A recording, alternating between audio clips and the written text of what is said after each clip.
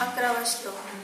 दृष्ट्वा भवन्तमनिमेषविलोकनीयम् नान्यत्र दोषमुपयाति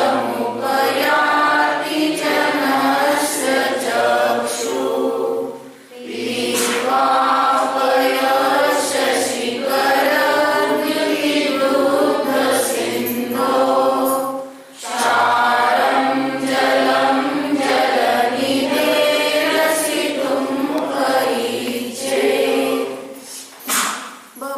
म्हणजे आपल्याला, दृष्ट्वा म्हणजे पाहून, अनिमेष विलोकनीयम म्हणजे कसं पाहण्यायोग्य आपलं रूप कसं आहे. अनिमेष म्हणजे डोळ्याची पापणी न लावता असं पाहण्यायोग्य जे आपलं रूप आहे त्याला पाहून, म्हणजे कोणतं पुद्गलाचं रूप का, वित्राक्तेला पाहून, न अन्यत्र तोषम उपयाती जनस्य चक्षुः लोकांचे डोळे संतोषाला अन्य ठिकाणी प्राप्त होत नाही. काय सांगितलं, म्हणजे अन्य ठिकाणी म्हणजे सराक्तेमध्ये देवी देवता जे आहेत, कुदेव आहेत, आपल्याला पाहिल्यानंतर कुठेही रमावं वाटत नाही, कुठेही संतोषाला हे डोळे प्राप्त होत नाही. मग डोळे म्हणताना तर चर्मचक्षु न घेता ज्ञानचक्षु घ्यायचं. ज्ञानचक्षु कुठेही संतोषाला प्राप्त होत नाही, फक्त एक स्वतःच्या निजध्रुव स्वरूपामध्ये निश्चयाने आणि व्यवहार नयाने भगवंतांची भीत राखतो. त्याला उदाहरण काय दिलं, पयः पित्वा. कुठलं पय म्हणजे पाणी घेतलं तर सांगितलं शशिकर दिती, ज्याची कांती चंद्रमासारखी उज्ज्वल आहे. असं दुग्ध सिंध म्हणजे क्षीरसागर. क्षीरसागराचं पाणी अतिशय शुभ्र उज्ज्वल असलेलं पिऊन काय करतो, जलनिधे, कोणत्या, क्षारम जलम जलनिधे, जे ज्यामध्ये खारट पाणी अशा समुद्राचं पाणी पिण्यासाठी रसिक म्हणजे चाखण्यासाठी क इच्छेत, कोण बरी इच्छा करेल. ज्याने क्षीरसागराचं पाणी पिलंय तो क्षारसागराचं पाणी पिण्याची इच्छा करेल का. असं उदाहरण कशासाठी घेतलं तर जो वित्राक्तेला पाहतो तो सराक्तेला पाहून संतुष्ट होईल का.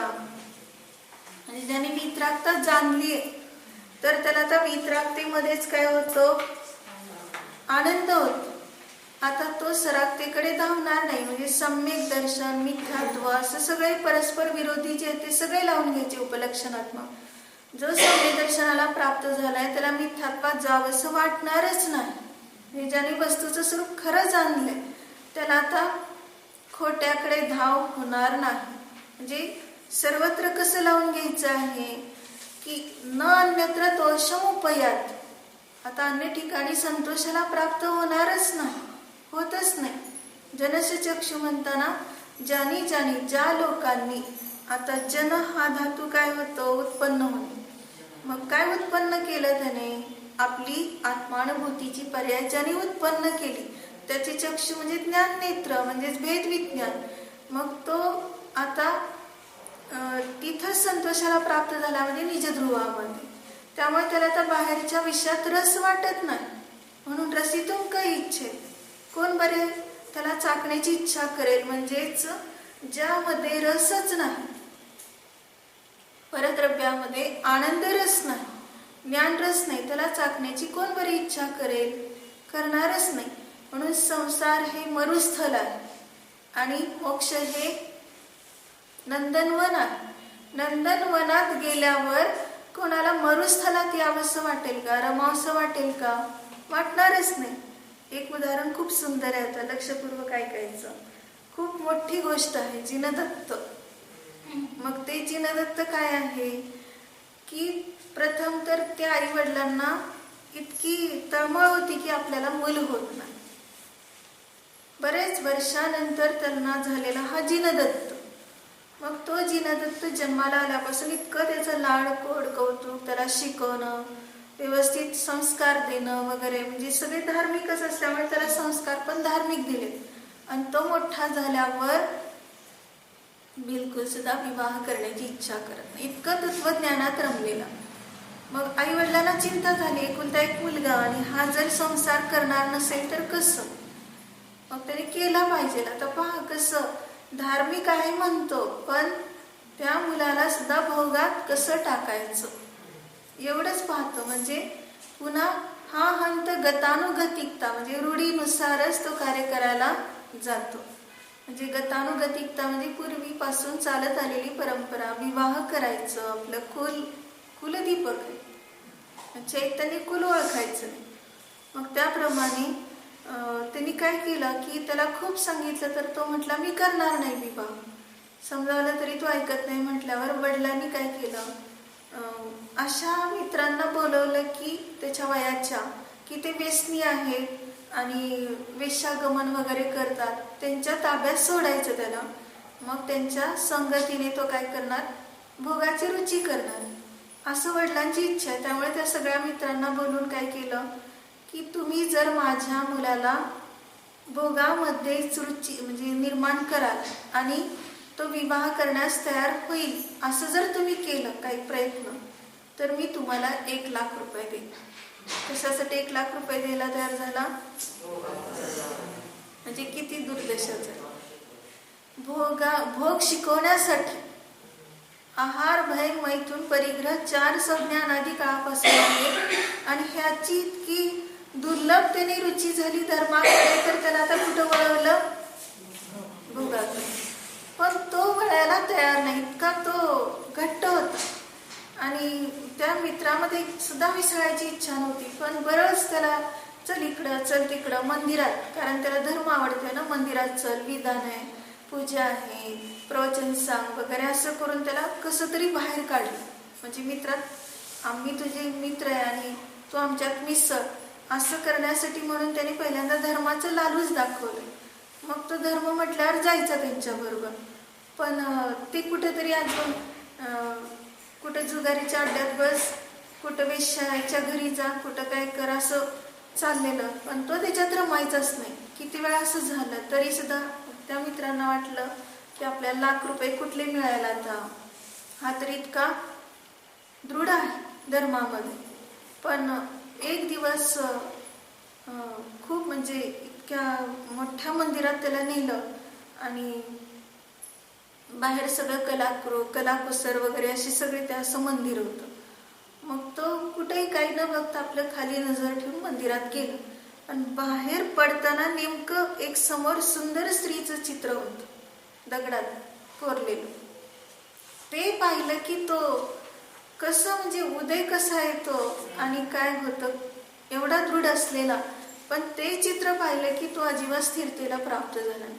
इतकं विचित्र वागू लागला, त्या मूर्तीला कवटाळू लागला, तिच्याशी बोलू लागला. आणि त्या मित्रांना आश्चर्य वाटलं, ह्यांनी कधी जिवंत माणसाकडे बघितलं नाही, की कधी असं आमच्यात मिसळून कधी वागला नाही, असं च्यूत झाला नाही. आणि एवढ्या असल्या दगडाच्या मूर्तीला बघून काय त्याला मित्रांनी कसं तरी करून सोडवलं. काय वेळ लागला त्याला, पण त्याला चैन पडेना, तसं काय कशात रुची लागेना, काय म्हणजे खाणं पिणं झोपणं कशामध्येही त्याला रस येईना. आणि वडिलांनी पाहिल्यानंतर जरा आनंद वाटला की आता रमलाय हा कशात भोगात, काय ह्याला पाहिजे फक्त हेतू. म्हणजे मित्रांना विचारलं काय झालं याला, सांगितलं त्या मूर्तीला पाहून त्याची अशी दशा झाली. मग तो वडील ती मूर्ती पाहायला आली. एका सुंदर स्त्रीचं चित्र होतं ते. पण म्हटलं तर ही खरोखरची आहे की खोटी आहे, म्हणजे कोणाची खरी प्रतिकृती केली आहे की खोटी असली तर आपल्याला पंचायत झाली, कारण असलीच पाहिजे म्हटल्यावर तर मी कुठं आणणार. पण तरी सुद्धा तो मुलाला काय करतो, आश्वासन देतो की तुला जे पाहिजे ते मी पुरवतो, तू काही चिंता करू नको. आणि असं करून काय केलं, दूतांना सगळीकडे पाठवलं तो चित्रकार शोधायला की ही मूर्ती कुणी तयार केली, त्या चित्रकाराला बोलवून आणा. मग ते दूत गेल्यानंतर शेवटी त्या चित्रकाराला शोधून काढलं आणि काढल्यानंतर त्यांना इथं आणल्यावर विचारलं की तू त्या मंदिर समोर केलेली मूर्ती म्हणजे तुझी शिल्पकला आहे का, तर हो सांगितलं. मग तू काय ती अप्सरा आहे की कोण जगामध्ये अजून कोणती विद्याधरी आहे की किन्नरी आहे की अजून आपलं खोटं कल्पनेने केलीस, तू काय जसंही तसं सांग म्हणून. तर तो म्हटला की मी खोटं कल्पनेने केली नाही, तर मी एकदा म्हणजे त्या नगरीमध्ये गेलो होतो आणि गेल्यानंतर ही जी मुलगी म्हणजे मी जिचं चित्र काढले ती मुलगी आपल्या मैत्रिणी बरोबर मंदिरमध्ये येत होती आणि ती अशी खाली पाहून चालली होती आणि तिचं सगळ्या मैत्रिणी बरोबर असताना पण तीच मला इतकी सुंदर वाटली आणि खूप तिचं रूप लावण्य पाहून माझ्या म्हणजे डोळ्यात म्हणजे माझ्या हृदयात मी इतकं साठवलं की हुबेहूब मी तशी मूर्ती तिची कोरून काढली दगडामध्ये. परंतु मला तेवढं सौंदर्य अजून सुद्धा जसं आहे तसं करता आलं नाही. मग ते वडिलांना ऐकल्यावर खूप आनंद वाटला की आहे ती मुलगी. मग ती कुठं आहे विचारलं तर चंपापूर नगरीमध्ये. मग आता चंपापुरीला दूध पाठवलं आहे. म्हणजे वडील पण हुशार असतात. जिनदत्ताचं म्हणजे स्वतःच्या मुलाचं सुद्धा अशीच मूर्ती केली तयार एका चित्रकाराला बोलवून. मग आता ह्याची जशी स्थिती तिला पाहिल्यावर झाली तसं मला पाहिल्यावर तिची होती का ही परीक्षा करून घ्यायची. आणि ती मुलगी परत आपल्या मैत्रिणींबरोबर वनक्रीडा वगैरे करायला गेलेली असते आणि त्याच वेळेस तिच्या समोर ते एक दूत आपलं जिनदत्ताची मूर्ती आणून समोर ठेवतो. ती पाहिली की ती सुद्धा तिची अवस्था तशीच झाली जशी जिनदत्ताची झाली. तिलाही वाटलं की ती सुंदर आहे, कोण आहे हा राजकुमार आहे काय वगैरे अशा रीतीने ती चौकशी करू लागली. ती मूर्छित पण झाली त्याच वेळेस. मग वडिलांनी तिच्या विचारलं की तिच्या मूर्छेचं कारण काय. तर मैत्रिणींनी सांगितलं की असं असं ती दूताने आणलेली मूर्ती पाहून तिची अशी स्थिती झाली. मग त्या दूताला बोलवलं तर दूताने असं सांगितलं की तिकडे जिनदत्ताची अशी स्थिती झाली की हिची म्हणजे दगडातली मूर्ती पाहून त्याचंही असं झालंय आणि तसंच हिचंही झालंय. मग तिची वडील सुद्धा देऊ इच्छितात. त्याचे वडील सुद्धा ह्या मुलीला मागू इच्छितात. असं दूताकडून ऐकल्यावर त्यांना खूप आनंद झाला की दोघं एकमेकांच्या विषयी जर दोन्ही पण जैन कुलातले, दोघे पण उत्तम धर्माचे संस्कार वाले, दोन्ही पक्षांना ते मान्य झालं आणि त्यांचा विवाह झाला. विवाह झाल्यानंतर बरेच दिवसपर्यंत त्यांचं असं दिवस गेल्यानंतर व्यवस्थित दिवस गेल्यानंतर एक दिवस जिनदत्ताच्या डोक्यात खूप दाह झालाय आणि सगळे हाय हाय करू लागलेत आता कसं बरं होणार, काय कशाने होणार की नाही. खूप आर्तरौद्र ध्यान सगळ्यांना होऊ लागले. औषध वैद्य वगैरे सगळं केलं पण बरेच दिवसानंतर त्याचा दाह बराच झाला. मग सगळ्यांना बरं वाटलं पण तेव्हापासून त्याची मनस्थिती बदललेली. म्हणजे तो विचार करतोय, नुसतं विचार करत राहतो आणि असं कशात रस घेत नाही, खाणं पिणं वगैरे असं. तेव्हापासून तो विमनस्कच वागत होता. ते पाहून सुद्धा कुटुंबी लोक दुःखी झाले. मग त्याच्या मित्रात मिसळायला वगैरे दिलं की जेणेकरून तो कुठंतरी रमेल, म्हणजे त्याची मानसिक व्यथा दूर होईल.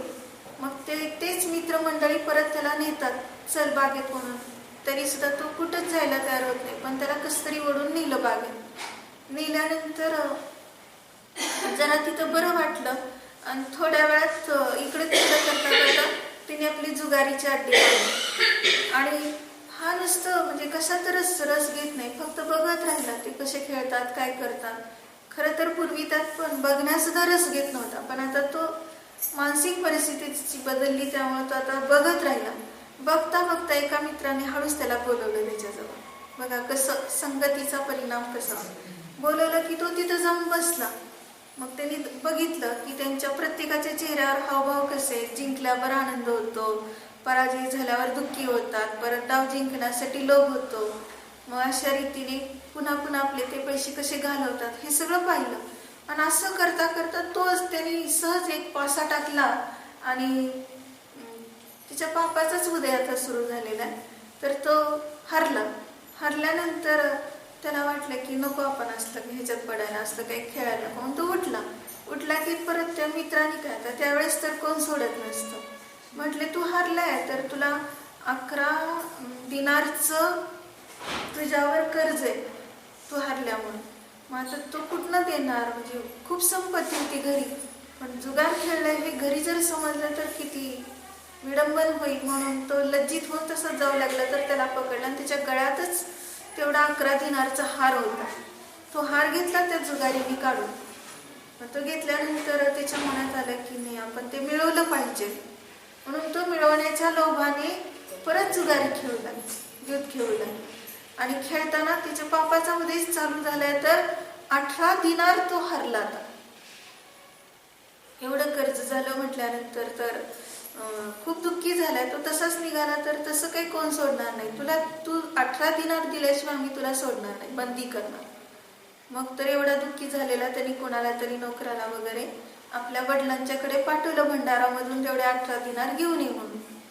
मग तेवढं भंडारीला विचारल्यानंतर भंडारी म्हटलं, असं आम्ही जुगारीसाठी देत नसतो. आणि मग ते वडिलांना विचारलं, तर वडील पण काय म्हणाले की एका पापात प्रवेश झाला की सर्व पापात प्रवेश होतो, म्हणून त्याची अनुमोदना द्यायला नको म्हणून त्यांनी नकार दिला. 18 दिनार देणार नाही म्हणून सांगितलं. मग ते परत येऊन त्याने तसं सांगितलं नोकराने. मग ते ऐकून त्याला दुःख झालं. मग तो काय करतो, पत्नीला जाऊन असं सांगा म्हणतो सगळं. ती पत्नी आपल्या जवळचे 18 दिनार म्हणजे दागिनेच की, तिच्याजवळ दुसरं काय असतं ते देणार. मग तिच्याजवळ गेल्यावर हे असं असं सगळं सांगितल्यानंतर तिने आपलं 2 कुठले गळ्यातलं आणि काहीतरी हातातलं असं ते 2 मध्येच त्याचे 18 दिनार इतकं ते किमती घातलेलं होतं ते दोन्ही देऊन टाकलं तिने. आणि मग तो घेऊन गेला आणि तो सुटला तिथनं पुढं. परत कधी असं करणार नाही असं विचार करून तो तिथनं निघाला, घरी आला. परंतु इतका विमनस्क त्याला वडिलांचा क्रोध आलेला आहे की वडिलांनी आपला अपमान केला, आपल्याला दिलं नाही हे 18 दिनार.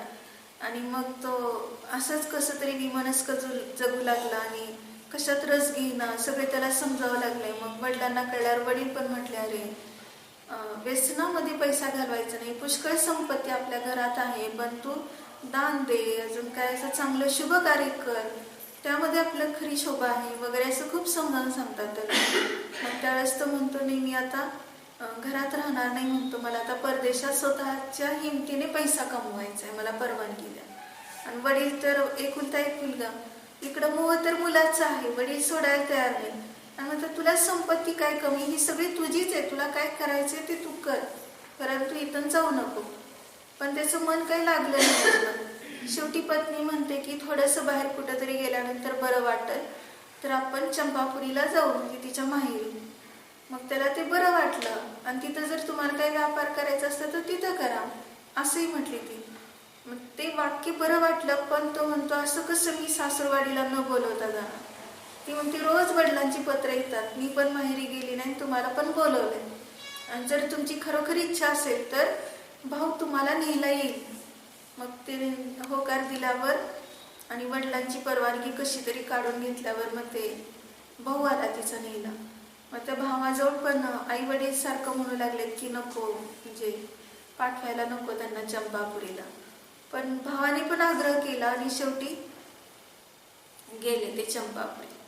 चंपापुरीला गेल्यावर तिच्या वडिलांनी, विमलमती नाव असं तिच्या वडिलांनी खूप म्हणजे आश्वासन दिले, तुम्ही कसली चिंता करू नका, सगळं काही व्यवस्थित होईल, इथंच राहा तुम्ही वगैरे असं खूप सांगितलं. पण त्याचं मन काही कुठं लागाना की आपण केलाच पाहिजे स्वतः उद्योग, अशा विचारातच तो राहिलेला. मग कसं तरी थोडे दिवस गेले आणि एक दिवस ते वनात म्हणजे नंदनवनामध्ये फिरायला गेलेले असताना तिथंच असं बसलेले. आणि हिला मात्र काय झालंय की झोप लागली, काहीतरी झालंय, म्हणजे खूप थकलेली फिरल्यामुळं झोप लागली. तेवढ्यात नाही, झोप नाही लागली, ती काहीतरी फुलं पाहून खूप आनंदित झाली आणि आपली फुलाची माळा करण्यासाठी इकडं फुलं तिकडं पुढं फुलं वेच तोड असं चाललंय तिचं. आणि इकडं त्याने काय केलंय, एक झाड त्याच्या दृष्टीला पडलं आणि त्या झाडाचं वैशिष्ट्य असं असतं की तो रस सांगायला चोळला की तो अदृश्य होतो. आणि त्याला मनात विफलता आहेच ना, त्याने ते झाडाचा रस चोळला तोपर्यंत इकडं, आणि तो अदृश्य झाला. आणि इकडे ती फुलांची माळ बनवून वगैरे अगदी निवांत इकडे येते. मग ते पती नाही म्हटल्यानंतर खूप तिला दुःख होतं, खूप हाक मारते, कुठं गेल्या तुम्ही, चेष्टा करू नका वगैरे असं तसं रडायला सुरुवात करते. खूप तिला इतकं दुःख होतं, काही दिसत नाही किती वेळ झाला तरी. मग ते तिचं दुःख वगैरे इतकं म्हणजे जोरजोरात ती विलाप करत असते, ते कोणीतरी ऐकत असतात, येणारे जाणारे, ते तिच्या वडिलांना जाऊन सांगतात. तिचे वडील तोपर्यंत ती तर मूर्छित पण झालेली असते, तिचे वडील येईपर्यंत. मग ते येऊन तिला असं शुद्धीवर आणतात मग तिला असं सांत्वन करतात. हा कर्माचा उदय कसाही असला तरी आपण त्याच्यामध्ये आता तत्वज्ञान आहे तर आपण जसं आहे तसं फक्त त्याला जाणत राहायचं, स्वतःला जाणायचं वगैरे अशी वडील तिला समजावतात. मग त्याच्यानंतर ती आश्वासन तुझ्या पतीचा मी शोध करतो, तू काही चिंता करू नको असं म्हटल्यावर मग जरा ती आश्वस्त झाली. मग ती तेव्हापासून कशी चंपापूरच्या मंदिरातच राहू लागली आणि नियम घेतला की पती भेटत नाही तोपर्यंत रोज एकच वेळ नीरस जेवायचं, शृंगार काही करायचा नाही. अगदी साध्या वेशात ती साधना करू लागली मंदिरात राहून. आणि असं करत असताना इकडे तरी हिचे दिवस अगदी व्यवस्थित चाललेले आहेत कारण धर्म परिणती करते. आणि तिकडे तो एका कुठल्या तरी देशात जाऊन पोहोचला, अदृश्य झाले. तो एका दुसऱ्याच कुठल्या तरी देशात जाऊन पोहोचला. तिथं गेला तो इतकं त्याला थकवा आलेला होता. तो एका कुठल्या तरी बागेमध्ये तो बसला आणि तिथंच त्याला झोप लागली. आणि ती बाग अगदी सुकून गेलेली होती, ती इतकी फुलून गेली. सगळ्यांची चर्चा सुरू झाली की कोण दिव्य पुरुष आलाय इथं, महान पुरुष आलाय की त्याच्या निमित्तात ही बाग फुलून गेली. मग ते सगळं शोध करता करता ज्याची होती त्या सागरदत्त शेठजीची ते तिथं आले. त्याला पाहिलं झोपलेलं असताना. मग तो जागा झाल्यावर विचारलं कोण, कुठला, तू वगैरे. त्यांनी सगळी माहिती सांगितली. मग तो म्हटला शेठजी म्हटले की अजून माझी आंब्याची वगैरे ही झाडं जर भरून गेली तर माझ्या द्रव्यातला तुला काही हिस्सा देईल आणि तुला खूप मी सत्काराने ठेवील जवळ. मग त्यावेळेस त्याने आपलं काहीतरी नमोकार मंत्र म्हटला, काय झालं आणि ते खरोखरच सगळे झाडं इतकी फुलून गेली, भरून गेली. मग सागरदत्त शेठजीला इतका आनंद झाला, त्याने आपल्या घरी त्याला सत्काराने ठेवलं. आणि बरेच दिवस गेल्यानंतर तो म्हणतो मला आता परदेशात धन कमवायला जायचं, परवानगी द्या. त्यांनी धर्मपुत्रच मानलेला असतो त्याला. इतकं त्याचं म्हणजे पुण्याचा इतका उदय जबरदस्त असतो आणि त्याच्यात कुठेही गेलं तरी त्याला हे सगळं चांगलंच फायदेशीर असं लाभ सर्वत्र होत राहतो. मग त्यावेळेस तो म्हणतो मला परवानगी द्या. मग तो म्हणतो नाही, मी तुला धर्मपुत्र मानलाय, वियोग मला सहन होणार नाही म्हणतो, पण मला जायचंच आहे. मग त्यावेळेस तो सागरदत्त शेठजी स्वतः जायला तयार झाला. आपण दोघे मिळून जाऊ, आणखीन व्यापाऱ्यांना घेऊ बरोबर, असं त्यांनी जहाज काढलेले असतात. आणि मग तिच्यामध्ये ते व्यापाराला निघाल्यानंतर आता एका ठिकाणी काय झालं, जिनमंदिर असतं, ते जिनमंदिरात हा जाऊन दर्शन वगैरे करतो. आणि तिथं गेल्या म्हणजे रस्त्यात कुठेतरी भेटलं आणि तिथं दर्शन केल्यानंतर ते काहीतरी फुलासाठी कशासाठी तरी तो त्या एका माळीकडे जातो. आणि तिथं ती माळी नसते, ती वृद्ध खूप असते आणि तिच्या रडण्याचा आवाज येतो. तिला तू का रडतेस म्हणून विचारलं तर ती म्हणते तुम्हाला सांगून काय उपयोग आहे, ह्या राज्यातली गोष्टच निराळी. ह्या राज्यामध्ये जी राजकुमारी आहे तिच्या मागे एक पिशाच लागलेला आहे आणि रोज म्हणजे तिच्या परिवारातली कोणी तिची संगती करत नाही, कारण मरतात तिच्या जवळ जो जाईल तो. म्हणून राजाने नियम काय काढलाय, रोज म्हणजे ती तरुण आहे म्हटल्यानंतर तिचं सील पण व्यवस्थित राहिला पाहिजे, तर तिला एक वेगळा महल बनवून दिलाय त्या राजाने. आणि तिच्या सोबत रोज एक दिवस एक प्रजेमधला एक मनुष्य जाणार आणि तो सकाळ झाली की मरूनच पडणार तो मनुष्य. त्यामुळे कोणाला इच्छा नसते, पण राजाची आज्ञा काही चालत नाही कुणाचं. मग त्या दिवशी त्या वृद्धीच्या मुलाची पाळी असते, म्हणून ती वृद्धा रडत असते की आता माझा मुलगा उद्या मरणार आज तिच्या महालात गेला की. मग त्यावेळेस तो जिनदत्त म्हणतो काय तू चिंता करू नको, तुझ्या मुलाच्या ऐवजी मी जातो, माझे प्राण गेले तरी चालते. मग त्यावेळेस ती इतकी आनंदित होते की तुमच्यासारखा महापुरुष आजपर्यंत कोणी दिसला नाही, आपले प्राण घालवून दुसऱ्याचे प्राण वाचवायला. मग तिने स्तुती केली खरं, पण हा गेला आणि अगदी तलवार वगैरे असं सैन्याच्या थाटात तो तिच्या महालात गेला. आणि जात असताना तिच्या वडिलांनी पाहिलं. मग तिच्या वडिलांना ते पाहिल्यावर मात्र खूप दुःख झालं की एवढा मोठा शूरवीर सैनिक आता हा मरणार काय, म्हणजे हा गेला म्हणजे कसलं हे उदय आहे, आपल्या मुलीच्या निमित्तात किती जण मरतायत असं जरा त्याला पश्चाताप होतोय. आणि हा तिथं जाऊन पोहोचला. तिचं लक्ष नव्हतं, ती कुठं अशी बसली होती. तिच्या अगदी जवळ जाऊन म्हणतो तू कसली चिंतेत आहे, तू काय करते विचार, कोण आहेस तू. मग त्यावेळेस ती आपली सगळी कहाणी सांगते, काय करायचं, माझं असं जीवन आहे, माझ्या मागे एक पिशाच्च लागलाय आणि माझ्या निमित्तात रोज एक मनुष्य मरतोय. तो इथं माझ्यासोबत आला की रात्री त्याला तो त्रास देतो आणि तो शेवटी त्याला मारूनच टाकतो. मग आता तुम्ही तर येऊ नका माझ्यासोबत म्हणते. तुम्ही एवढे शूरवीर चांगले दिसताय, राजपुत्र दिसताय, तर तुम्ही आपलं निघून जावा इथून असं ती सांगते, नाही तर तुम्हाला मरावंच लागेल. तर म्हणतो तू काही चिंता करू नको, मी बघून घेतो काय करायचं ते, तू निवांत झोप म्हणून सांगत असतो तिला. आणि मग ती रात्र झाली की ती झोपलेली असते आणि हा काही झोपत नाही. मग तो विचार करतो काय करायचं आता. तर तो खूप हुशार पण असतो. तो लगेच स्मशानात जातो आणि एक मेलेलं प्रेत घेऊन येतो आणि एका कॉटवर पलंगवर तो त्याला टाकतो त्या प्रेताला, म्हणजे कोण येते पिशाच्च बघण्यासाठी. आणि थोड्या वेळात काय होतं, त्याला आवाज येतो, त्या राजकुमारीच्या तोंडातूनच अशी ज्वाला निघालेली असते आणि ती ज्वालेचं रूप थोड्या वेळात काळ्या सर्पात झालेलं असतं. आणि ते काळा सर्प येऊन आता फिरत असतो कोण आहे त्याला मारण्यासाठी. मग तो फिरत असताना नेमकं त्याला ते पलंगावरचं प्रेत दिसतं.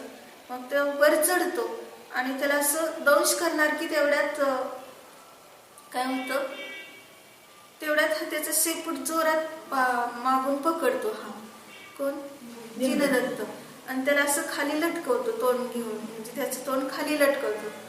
मग तो आता असहाय्य झालेला, मग तो पिशाच्च असहाय्य होऊन तो अगदी त्याला क्षमा मागतो. पण हा त्याला आता सकाळ होईपर्यंत सोडायचं नाही म्हणून एका कापडात गुंडाळून ठेवतो आणि स्वतः मस्त झोपून जातो. आणि परत सकाळी हिला पहिल्यांदा जाग येते. ती पाहते आधी तो शूरवीर सैनिक मेलाय की जिवंत आहे. तर हा तर जिवंत आहे, त्याचा श्वास चाललाय म्हणून बरं झालं हा वाचला असं तिला आनंद होतो. आणि ती जाग करते त्याला की उठा, तुम्ही भाग्यवान आहात, तुम्ही वाचला म्हणून. मग ती तो सांगत असतो की असं असं हे कापडात ठेवलंय. मग ती आपल्या म्हणजे पित्याकडे नेते त्याला.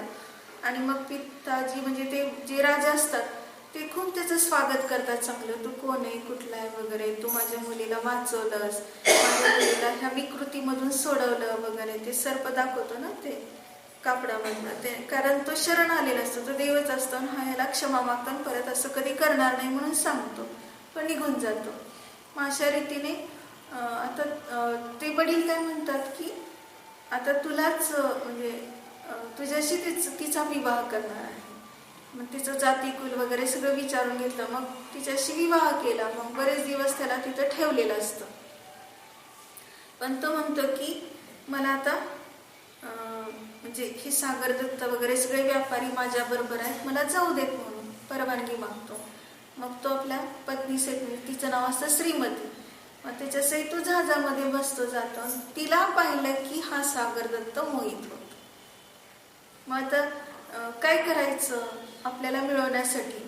मग तो एक काहीतरी दगड वगैरे अशी भरलेली अशी पिशवी असते आणि ती फेकतो समुद्रात आणि तो ओरडायला लागतो, अरे माझं रत्नाचं गेलं, माझं इतकं धन गेलं. मग तो म्हणतो पिताजी, जिनदत्त, त्यांनी धर्मपिताच मानलेत ना, पिताजी एवढं काय तुम्हाला दुःख झालंय, मला सांगा की मी असताना का तुम्ही दुःखी होताय. मग तो लगेच म्हणतो की असं समाधी ती धनाची पिशवी गेली समुद्रात पडली. तर म्हणतो काय त्याच्यामध्ये, मी काढतो आता लगेच. मग तो ते सीड असतात ना ते दोरीवरनं ते असे खाली उतरत असतात. मग त्यावेळेस ते उतरत असताना तो सागर दत्त काय करतो, मध्येच दोरी कापून टाकतो, कारण त्याने डावच रचलेला असतं, धन वगैरे काही पडले नसतं. फक्त आता त्या श्रीमतीला प्राप्त कसं करायचं, ह्याला मारून टाकायचं, समुद्रात बुडवून टाकायचं. आणि तो पडला की ती पाहतच असते श्रीमती आणि खूप ओरडते जोरात की सागर दत्तला म्हणते, श्वसूर म्हणजे सासरेला, म्हणजे सासरे समजते ना त्यांना, की लवकर माझ्या पतीला वाचवा, तुम्ही ते समुद्रात पडलेत वगैरे असं तसं.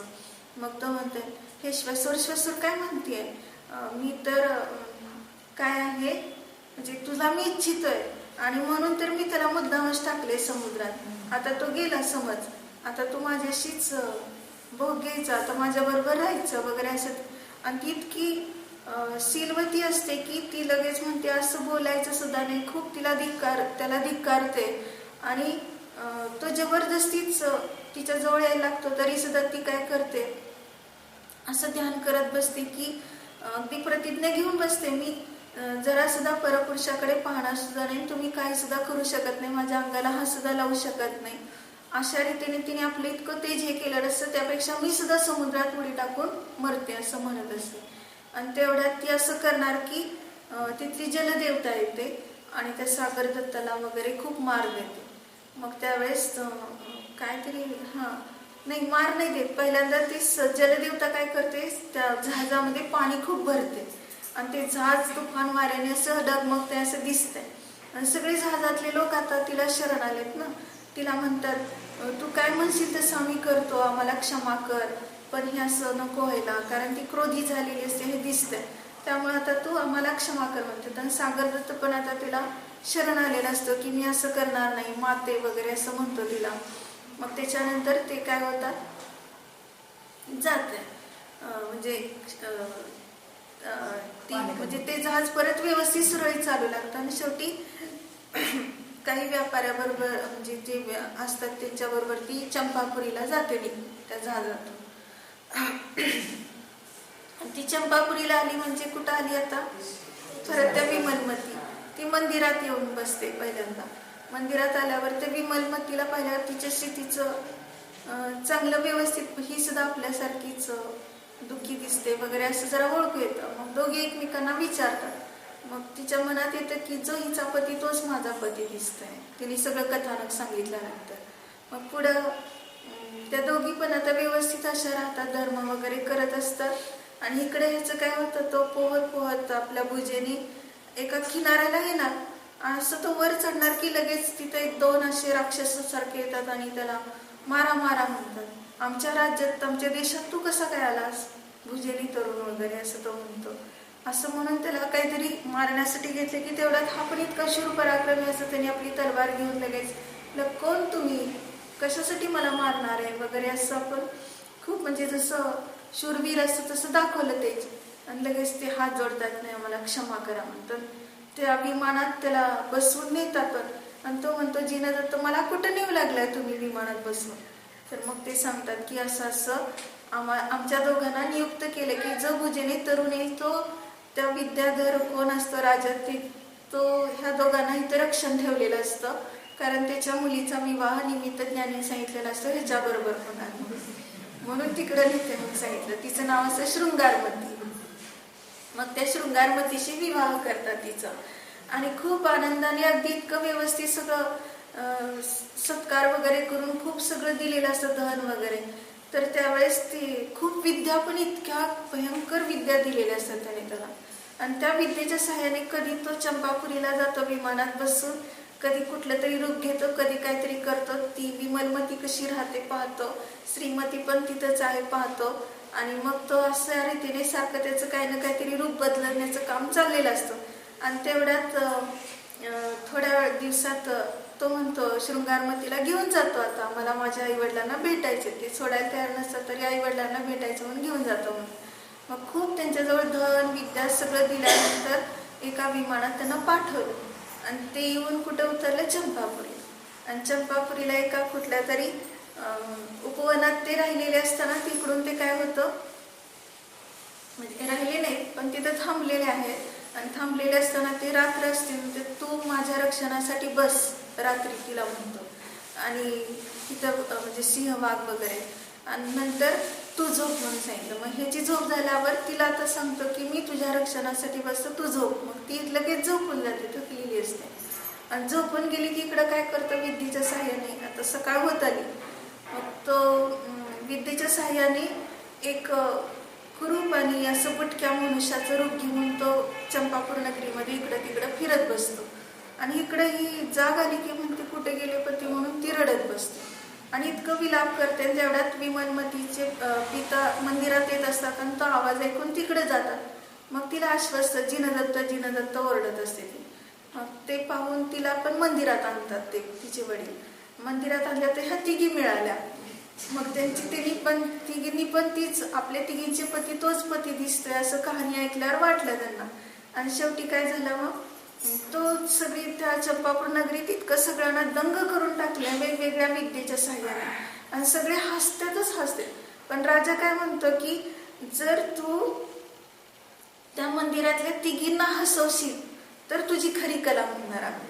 कारण त्या तिघी खूप उदास राहिलेल्या आहेत आणि कधीच हसत नाही, कधी शृंगार करत नाही. तुझी कला आम्ही तेव्हा सार्थक समजणार. म्हटलं त्यात काय विशेष आहे, त्या तिघींना पण हसवतो म्हटलं.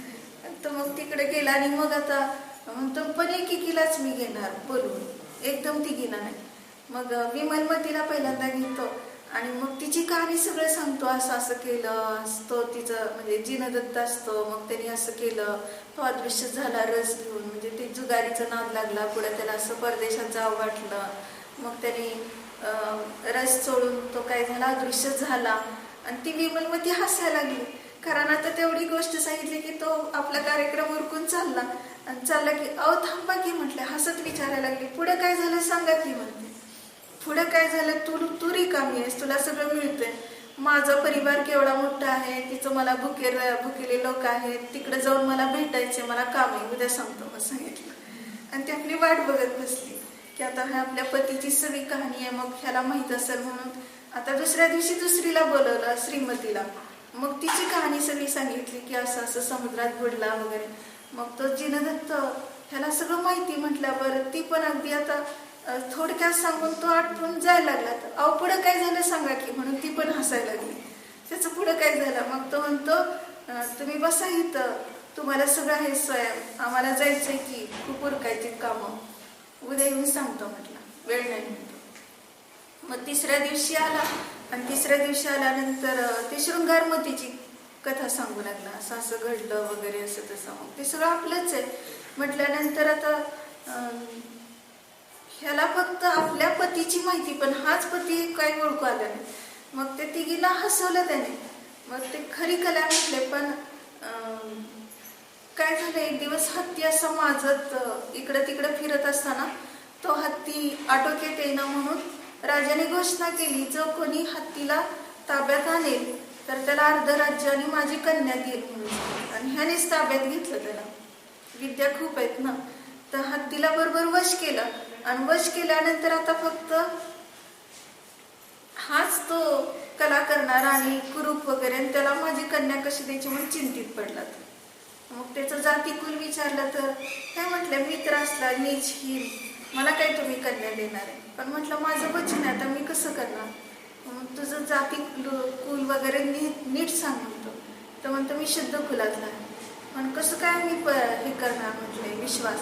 तर ते तिघी मंदिरात आहेत ना, त्यांना जाऊन सांगा त्या माझ्या पत्नी म्हणून सांगितलं असं. आणि मग त्यावेळेस ती जाऊन विचारतात तर ते तिघी म्हणतात ते काय माझा आमचा पती असला नाही कुरूप वगैरे, ते आमचा पती नाहीये, त्याला फक्त आमच्या पतीची माहिती असं ती म्हणते. तिघी पण म्हणतात. आणि मग ते तिघीच ते त्याला जाऊन सांगतात की तुम्ही आमचे पती नाहीत म्हणतात ते तिघी पण. मग त्यावेळेस ते परत त्यांना तिघींना उपस्थित करा माझ्यासमोर म्हणतात. मग केल्यानंतर काय म्हटले, मीच आहे की तुमचा पती. हे म्हटले असला मीच ही ना, मला धूर्त फसवता येते तुम्ही, असे फसवणाऱ्याशी आम्ही कधी सुद्धा हे होत नसतं म्हटले, भुलत नसतो. मग त्यावेळेस तो म्हटला की त्या म्हटल्या की एक हंबा सेठ आहे आणि हंबा शेठ सारखा आम्ही काही फसणार नाही. त्याला पण 3 पत्नी होत्या, पण तो कंजूस होता. आपल्या पत्नीला कधी उपभोगाच्या सामग्री देत नव्हता, कसंही तो कुठलंही खायला पेला पण व्यवस्थित देत नव्हता, असा तो हंबास आहे. आणि त्या तिघी म्हणजे कुठेतरी परदेशात तो हंबासेट गेल्यावर एक धूर्त दुसरा एक हंबासेट आला. धूर्त म्हणजे दुसराच कोणी पुरुष आला आणि तो आपल्याला हंबासेट म्हणू लागला. आणि लोकांना काही ओळखू आलं नाही, त्या तिघींना ओळखू आलं, पण हा सगळं द्यायचा त्यांना म्हटल्यावर त्या तिघी बोलल्या आणि बेविचारी पण झाल्या. आणि त्या तिघींनी सगळी संपत्ती ह्याच्या पायी घालवून टाकली. मग असं झाल्यानंतर सांगितलं की त्या जसे तिघी भुलल्या तसं आम्ही भुलणार नाही कोणाला पण. मग तो म्हणतो असं आहे बरं, पण मी तुमच्या शापाने तर असं झालंय म्हणतो, मी आहे रूपवान पण तुमच्या शापाने असं झालंय, श्रीमतीला असा त्रास झाला, तिला असा त्रास झाला, मी मनमतीला. तुम्ही जर खऱ्या सिलवती असाल तर माझं तसंच रूप प्रगट होईल म्हणून सांगितलं. आणि त्याने एक कापड पांघरलं आणि लगेच काढून बहुरूप्यासारखं ते विद्येचं स्मरण केलं की तो पुन्हा पूर्वीसारखा दिसला, पण रंग थोडा काळसर होता. आणि ह्या तिघी जरा आश्चर्यात पडल्या की दिसतोय तर आपला पती, पण रंग असला कसला नाही, काहीतरी खोटं दिसतंय. मग म्हणतात हा आमचा पती असंच होता, पण रंग काळा नव्हता. म्हटले अजून तुम्ही थोडासा शिल्लक ठेवलाय, त्यामुळे माझा रंग असा आहे. मग तेव्हा ते शृंगारमतीला आठवलं की माझ्या वडिलांनी खूप विद्या दिल्यात आणि ते विद्येच्या सहाय्याने असं करतात ते. आणि म्हणून मग असं म्हटलं ओळखू आल्या. मग त्याने आपलं पूर्ण रूप पूर्वीसारखं प्रगट केलं आणि सगळ्यामध्ये इतका आनंद झाला. आणि मग तो काय झाला तर राजाने पण देऊन टाकली आपली मुलगी की हे खरे आहेत म्हणून, कुलवान आहेत, जैन धर्मी आहेत. 24शी आता विवाह, म्हणजे 24 त्याला झाल्या पत्नी. त्याचं एकच कारण सांगितलं की पूर्वभवामध्ये हा शिवदेव होता, मुनींना आहार देत होता आणि शेजारी ह्या 24 युवती होत्या, त्या पक्वान्न घेऊन थाळीमध्ये मुनींना द्यायला आल्या होत्या. आणि तो आनंदाने म्हणतो या या, म्हणतो द्या तुम्ही दान द्या. मग तो त्या 24 दान द्यायला प्रवृत्त केलं त्याने. आणि इकडं त्याच्या मनात क्लेश राहिले, कारण तिची आई होती ती विरोधात होती आणि त्याला भीती, संशय, मुनींना दान देते हे त्याला आवडणार नाही वगैरे, ह्या भीतीने तो सारखं मनामध्ये अर्थध्यान करत होता. तर सांगितलं दान देताना जर अशुभ भाव केले तर अशुभ कर्माचा बंद होतो, म्हणून जिनदत्ताला एवढे संकट आले हे सांगितलं. मग याच्यातनं आपल्याला फक्त काय घटवायचं आहे की असे किती आपल्या जीवनामध्ये प्रसंग येतात, पण आपण न्यायिक राहिलो नाही तर त्याच्यामध्येच आपण त्या पर्यायामध्ये रमतो. म्हणून स्वतःला जाणलं तर ह्याच्यातनं तर